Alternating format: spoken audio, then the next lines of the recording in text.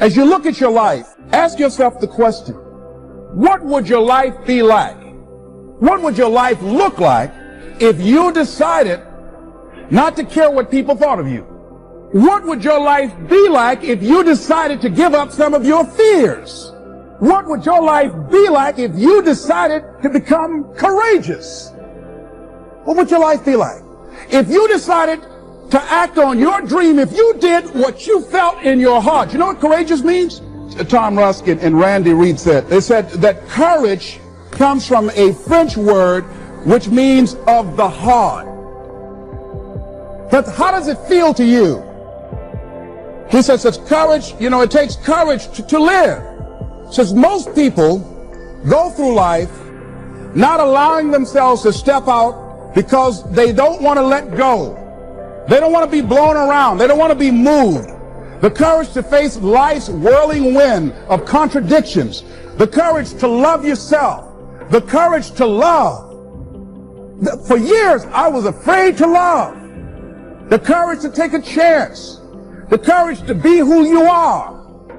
He says courage isn't for somebody else, for medals, applause, or moral debts. Courage is what at that moment feels most right for you. Not just situational ethics, but what feels right in your heart, the word of the heart, what feels right in your heart. One great philosopher says, cowards die many times before their deaths. The valiant never taste of death but once. What does that mean? The valiant people aren't afraid? No. It means that they experience that fear and they move forward. They move forward anyhow. Many people are dead now. Many people are allowing their dreams to die. Many people are allowing the ideas to lie dormant and collect dust. Many people have all this talent and ability that they are allowing to be buried inside of them, that they will take with them to their graves because they didn't have the courage to be who they are. Do you have the courage to act outwardly on what you see inwardly? Or will you die a dreamer?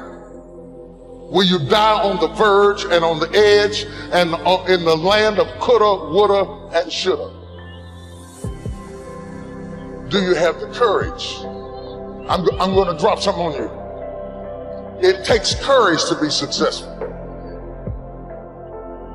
It is far easier not to be successful. Misery will always have company. Success breeds contempt. If you don't want to make waves, be mediocre. Be normal and fit in. And if you're more concerned about people than you are God, then neutralize everything He put in you. Just fit in with everybody else. Dress like them, walk like them, act like them, eat like them, go where they go, think like they think, do what they do. And once you neutralize your uniqueness, you don't need courage. It takes courage to be different. It takes courage to go where you've never gone before. For some of you, it took courage to come to this conference. It takes courage to get you outside of the bar. It takes courage to be successful. It takes courage to win. People don't talk about people that don't win. If you win, they're going to talk about you. Do you have the courage to stand there though the storms keep raging and the people get to talking and you stand there and say, I've come too far to turn around? Do you have the courage? I'm going to say something to you. It takes courage to be exceptional. It takes courage to be wise. It takes courage to be rich. It takes courage to be educated. It takes courage to be knowledgeable. Because the moment you do, but you don't talk like, oh, you forgot where you came from. Look at you talking. It takes courage. And I'm just wondering, in this weak, watered down, mediocre society that we live in today, in this reality TV world we live in today, I'm wondering if there's anybody left that's got the courage to say, after all I've been through, and all my ancestors have been through, and all my parents have been through, I didn't come through all of that just to fit in with normalcy. I have the courage to go after my dream. Is there a woman left in this entire Coliseum that's got some courage? You can't connect the dots looking forward. You can only connect them looking backwards. So you have to trust that the dots will somehow connect in your future. You have to trust in something, your gut, destiny, life, karma, whatever. Because believing that the dots will connect down the road will give you the confidence to follow your heart, even when it leads you off the well-worn path, and that will make all the difference. Your time is limited, so don't waste it living someone else's life. Don't be trapped by dogma, which is living with the results of other people's thinking. Don't let the noise of others' opinions drown out your own inner voice. You've got to find what you love, and that is as true for work as it is for your lovers. Your work is going to fill a large part of your life, and the only way to be truly satisfied is to do what you believe is great work. And the only way to do great work is to love what you do. If you haven't found it yet, keep looking and don't settle. Have the courage to follow your heart and intuition. They somehow already know what you truly want to become. That you're going to have some ups and you're going to have some downs. Most people give up on themselves easily. You know the human spirit is powerful. There's nothing as powerful. It's hard to kill the human spirit. Anybody can feel good when they have their health, their bills are paid, they have happy relationships. Anybody can have a larger vision then. Anybody can have faith under those kinds of circumstances. The real challenge of growth, mentally, emotionally, and spiritually, comes when you get knocked down. It takes courage to act. Part of being hungry when you've been defeated, it takes courage to start over again. If you stay in your comfort zone, that's where you will fail. You will fail in your comfort zone. Success is not a comfortable procedure.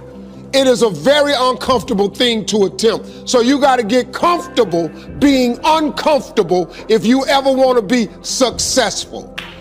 Start putting some pressure on. Put some pressure on yourself. Get out here and get about it. Look, I'd love to sugarcoat this thing for you. I'd love to tell you, look, you can go out here and get rich, do a couple of things. That ain't happening. You got to get real doggish. You got to get downright funky if you want to make it. Now, like I was telling you before, if you want to be ordinary, you ain't even got to listen to me. Just go on about your business. If you think ordinary's cool, ain't no problem. It's some really, really wonderful ordinary people. But if you are sitting in this room and you have extraordinary aspirations, then you're gonna have to do extra. You put extra on top of ordinary and you come up with extraordinary. It's no other way. I'm sorry, but here's the fact. All of you have extraordinary capabilities, all of you. You have to decide if you are willing to do the things to put you in that category. Rich people don't sleep 8 hours a day. That's a third of your life. It ain't but 24 hours in a day. You cannot be sleep 8 hours a day. You can't live in LA and wake up at 8 o'clock in the morning. It's 11 o'clock on the East Coast. The stock market been open 2 hours. They already making decisions about your life and your ass was asleep. The Bible says, he who loves to sleep and the folding of hands, poverty will set upon you like a thief in the night. He who loves to sleep and the folding of hands, poverty will set upon you like a thief in the night. I'm gonna ask you one question, I'm gonna go. How many of you in here know somebody who loves to sleep? Who knows somebody that loves to sleep? Let me ask you something, ain't they po? Most people are governed by their habits, their fears, and the opinions of others. A lot of people never try anything differently because they have been convinced by people in their lives that they value that they can't do it. They're living within the context of the opinions that other people have of them, the low expectations. Many people doubt themselves because when they thought about doing something at some critical point in their lives, somebody they respected and honored, somebody they believed in, somebody that they loved, someone they trusted said, you can't do that. And they accepted that.